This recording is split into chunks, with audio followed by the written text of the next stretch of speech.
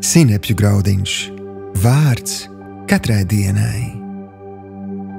Tevi gaida labākas dienas. Šodienas rakstu vieta.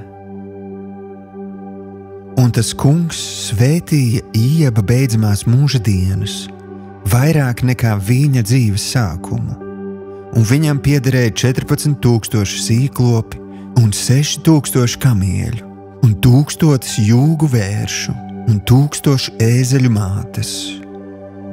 Ieba 42. nodaļa, 12. pants. Šodienas pārdomas. Lielākajai daļai Ieba stāsts saistās ar bēdām un ciešanām, un tā ir patiesība, taču vēlos vērst uzmanību uz 2 ļoti svarīgiem faktiem. Pirmkārt, lai arī nav tieši rakstīts, Bībeles pētnieki lēš, ka Ieba ciešanas ilga mazāk par 1 gadu. Un lai arī tās bija šausmīgas, tās bija tikai īss posms no Ieba 140 gadus garās dzīves. Otrkārt, Iebs tika atalgots par uzticību Dievam pārbaudījumu brīdī. Iebs atguva veselību un vēl lielāku finansiālo turību kā pirms nelaimes.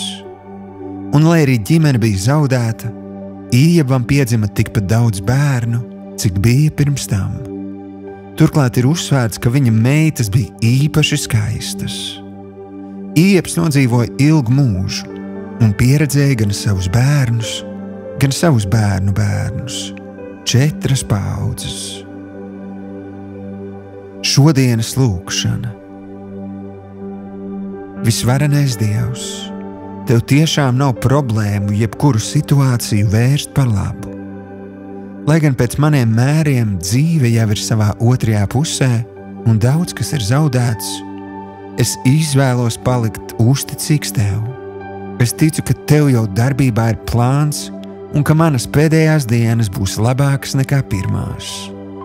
Jēzus vārdā. Āmen.